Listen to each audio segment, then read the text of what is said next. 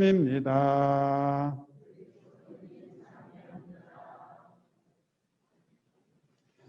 네, 주님의 이름으로 사랑합니다. 네, 우리가 주님의 이름으로 사랑한다는 것은 서로 친하게 지낸다는 거겠죠. 고린도전서 3장 16절에 보면 사랑은 참아줍니다. 사랑은 친절합니다. 그러는데요. 저는 주님의 이름으로 사랑합니다라는 말을 하면서 여러분과 어떻게 좀 가까워질 수 있을까를 기도하고 있습니다. 그래서 고린도전서 13장을 좀 바꿔보겠습니다. 사랑은 참아줍니다. 주임 신부는 여러분을 참아주기로 결심을 했습니다. 그래서 주임 신부는 사랑은 친절합니다. 그런데 주임 신부, 저는 친절하려고 모든 노력을 다하겠습니다. 그 다음에 사랑은 교만하지 않습니다. 그러는데 저는 교만하지 않겠고요. 또 사랑은 무례하지 않는다고 됐는데 저는 무례하지 않겠습니다. 그 다음에 저는 사랑은 사심을 품지 않는다고 그러는데 저는 여러분에게 사심을 품지 않고 오직 예수 그리스도를 전하고 예수 그리스도의 뜻이 여러분 안에 이루어지도록 협력하겠습니다. 또한 사랑은 성을 내지 않습니다라고 되어 있는데 저는 여러분에게 아무리 잘못해도 성을 내지 않겠습니다. 나도 모르게 나왔다면 제가 즉시 사과를 드리겠고 또 나도 모르게 나왔으면 여러분이 즉시 저에게 표시를 하셔야 됩니다. 그러면 제가 사과드리겠습니다. 가능하면 성을 안 내겠습니다. 그리고 사랑은 앙심을 품지 않습니다. 이런 말이 있는데 저는 여러분에게 어떤 저에게 험한 말을 하더라도 앙심을 품지 않겠습니다. 그 다음에 사랑은 악을 보고 기뻐하지 않고 진리를 보고 기뻐합니다. 네, 여러분 안에 진리가 이루어지도록 돕겠고요.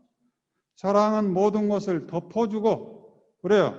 저는 여러분이 가지고 있는 모든 것을 덮어주고 그 다음에 여러분의 모든 것을 믿고 모든 것을 바라고 모든 것을 견뎌 주려고 왔습니다. 그래서 여러분과 저 사이에 저 바다가 있으면 돼야 안 돼. 저 바다가 없도록 여러분이 협력해 주시기 바라고 어떤 분이 저에게 카톡을 잘못 날려서 미안합니다 그러는데 미안해할 것도 없습니다. 우리가 실수할 수 있잖아요. 그럴 때 실수했다면 아이고 신부님 잘못 갔네요. 그렇지만 이 교회 신부님 사랑합니다 하고 한마디 하면 좋겠죠? 저도 혼자 살아요. 그러니까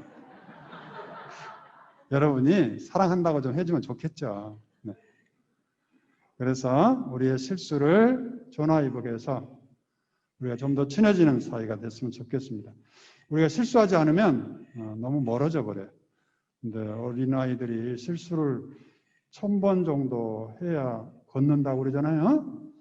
여러분과 나 사이에 친해지려면 실수가 없이는 어렵습니다. 그래서 실수하실 때 자신 있게 좀 해주시고 우리가 실수를 통해서 가까워지기를 바랍니다. 저는 기본적으로 여러분을 섬기러 왔지 뭔가 이렇게 명령하고 지시하러 오지 않았습니다. 그래서 그렇게 하도록 예를 쓰겠습니다. 오늘 복음에 보면 아브라함이 하나님의 목소리를 들었죠. 아브라함아, 아브라함아 하고 하나님이 아브라함을 불렀습니다. 예, 하나님. 내 사랑하는 아들, 늦은 나이에 낳은 그 사랑하는 아들을 나에게 바쳐라. 아브라함은 기뻤겠어요? 그 사랑하는 아들을 번제물로 불태워서 바치라는데 내가 잘못 들었을까요? 헛것을 봤지. 그러나 또 아브라함의 목소리, 하느님의 목소리가 들렸어요. 아브라함아, 내 사랑하는 아들을 나에게 번제물로 바쳐라. 어쩔 수 없이 아브라함은 아들 손을 잡고 모리아산으로 가고 있을 때 아들이 아버지에게 물었죠. 아버지, 여기 장작도 있고 불씨도 있는데 이 살라바칠 양이 어디 있어요? 여러분 같으면 어떻게 대답해야 돼요?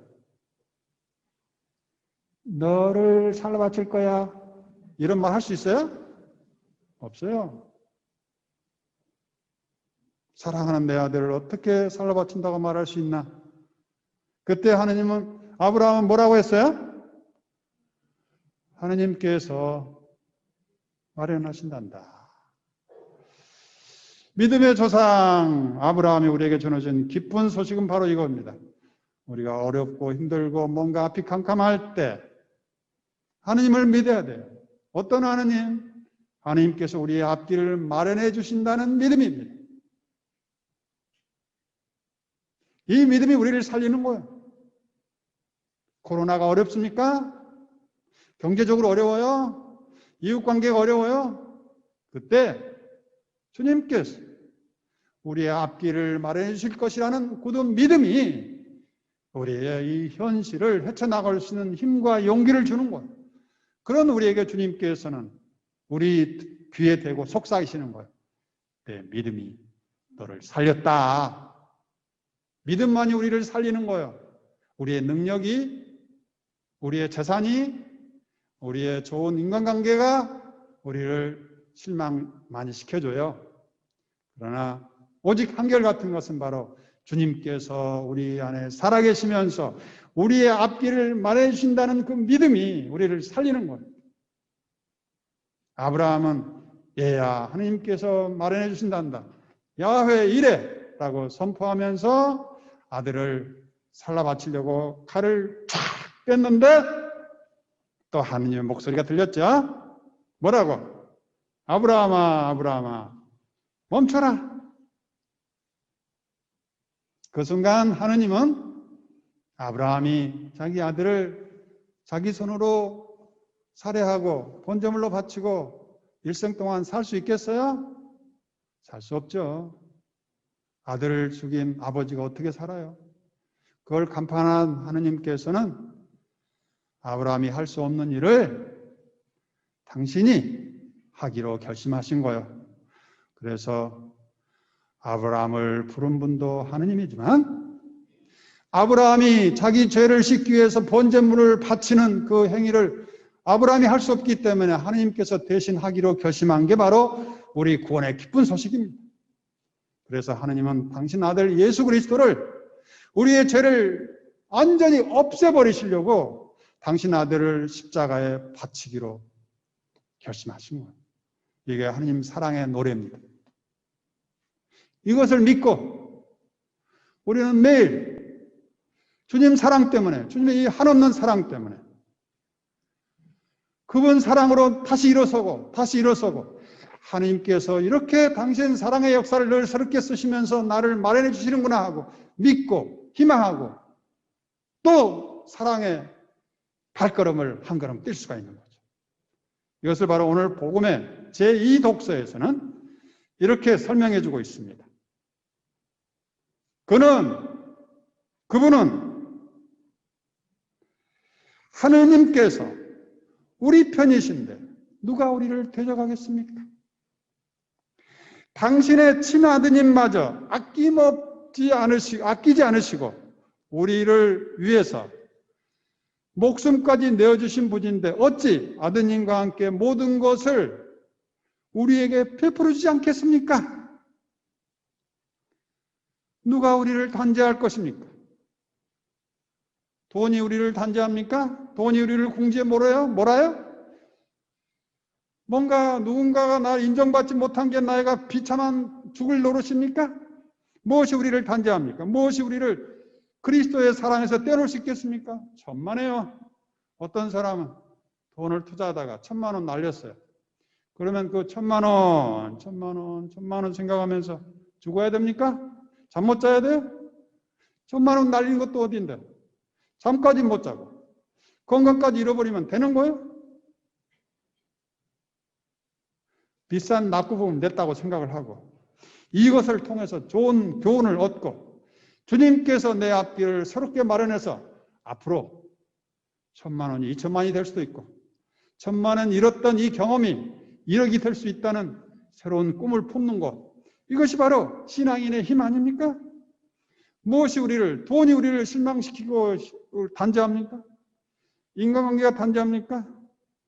이제는 세상 그 무엇도 이 하느님의 큰 사랑에서 우리를 떼갈 수 있는 것은 없다는 것을 우리가 분명히 해야 되겠습니다. 이사야서는 그리스도는 하느님은 우리가 앓을 병을 알아주었으며 우리가 받을 고통을 겪어주었구나.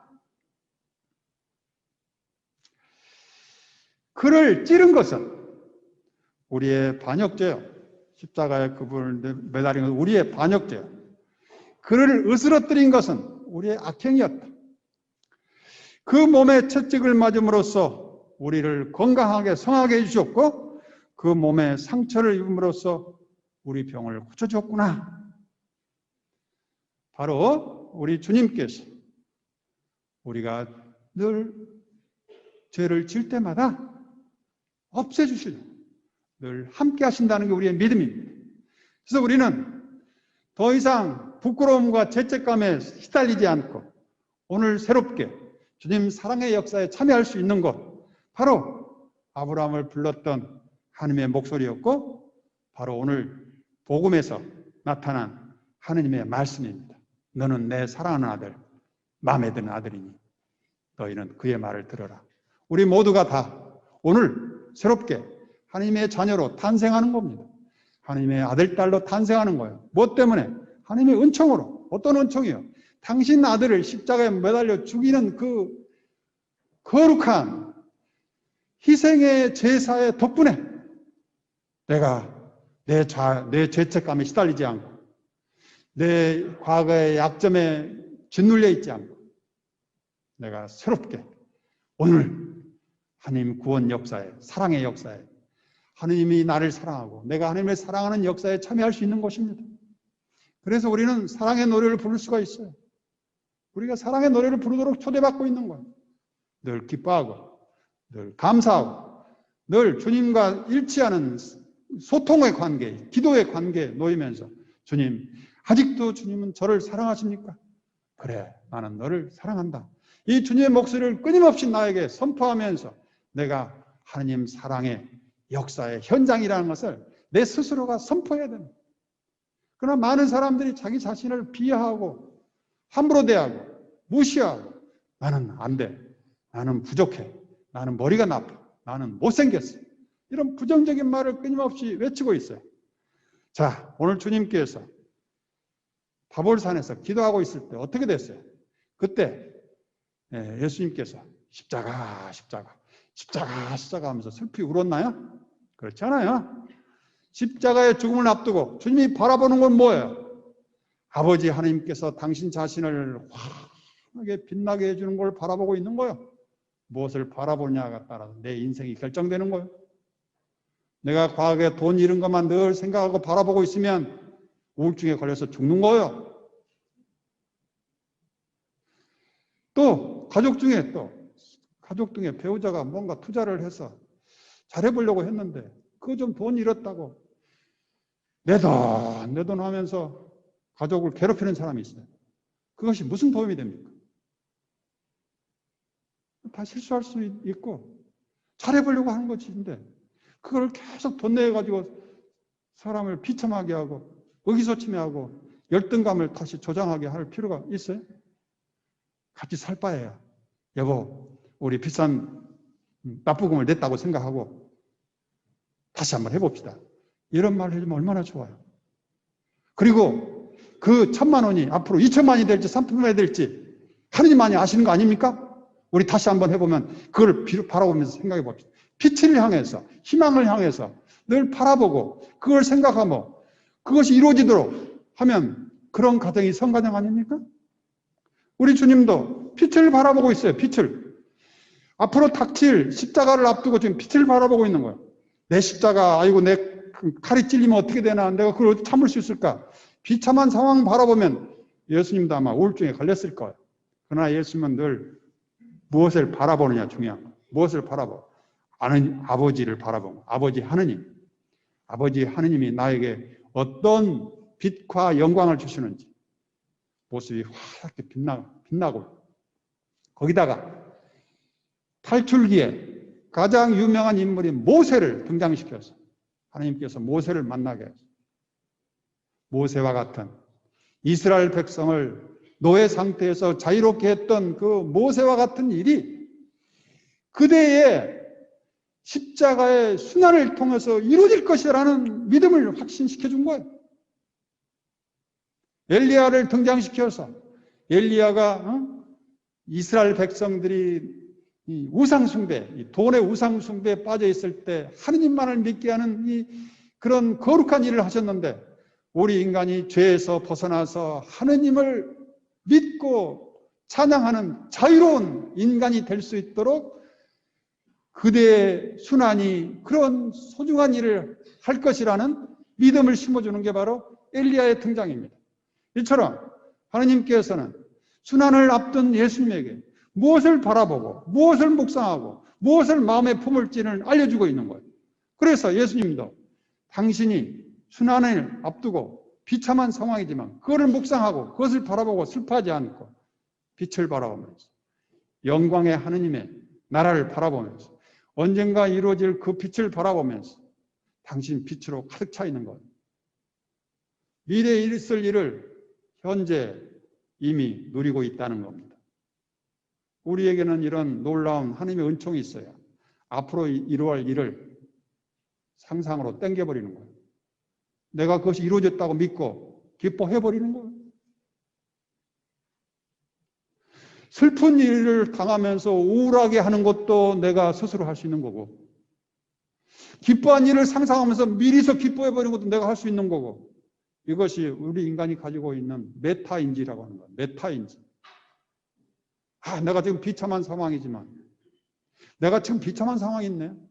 아이고 내 정신 봐라. 내가 또 거기에 매몰돼서 우울증에 빠질 것 같으네. 이렇게 메타인지를 하면서 이런 비참한 나에게 새로운 빛을 던져줄 수 있는 그런 하느님의 능력이 있어요. 빛을 가득 찬 나를 바라보면서 빛으로 가득 차게 빛을 묵상하도록 나를 초대할 수 있는 거예요. 이게 바로 주님께서 주신 은총입니다.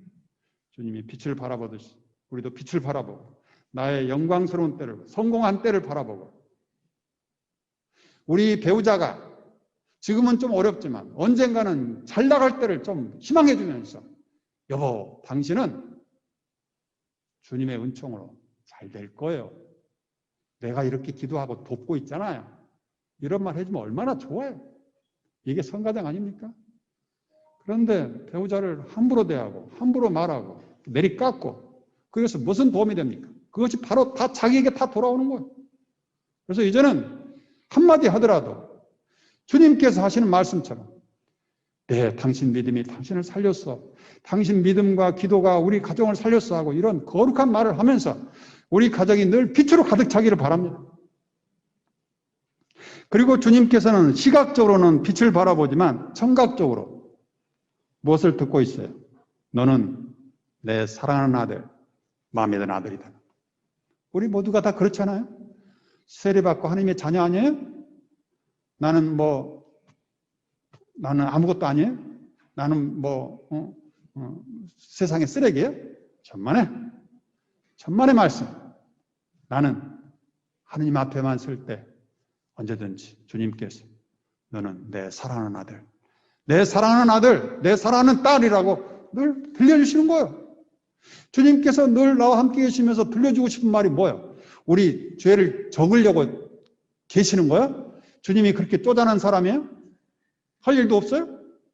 주님께서 우리와 늘 함께 하는 거는 너는 내 사랑하는 내가 아들까지도 아낌없이 내주면서 사랑하는 내 딸이요 내 아들이라고 선포하시는 거예요. 이것을 내가 늘 기억하면서 내가 나에게 선포해야 되는 거예요. 내가 나에게 머리에서 가슴까지 천리라고 그랬죠? 내가 끊임없이 선포해서 무의식적으로 나는 하느님의 사랑받는 자녀예요. 그리고 마지막으로 온 몸으로 주님의 그 사랑을 느껴야 돼요. 주님의 사랑으로 느껴야 돼요.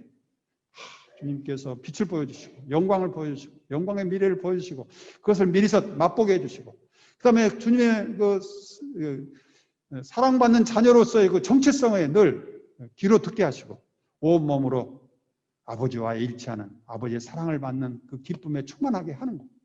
이것이 우리를 살릴 겁니다. 여러분 모두 성변형하는 이 주님의 은총이 우리의 일상에 큰 빛이 돼서 우리 하루하루가 기쁨과 감사와 주님과 일치하는 기도 안에서 이루어지기를 바랍니다.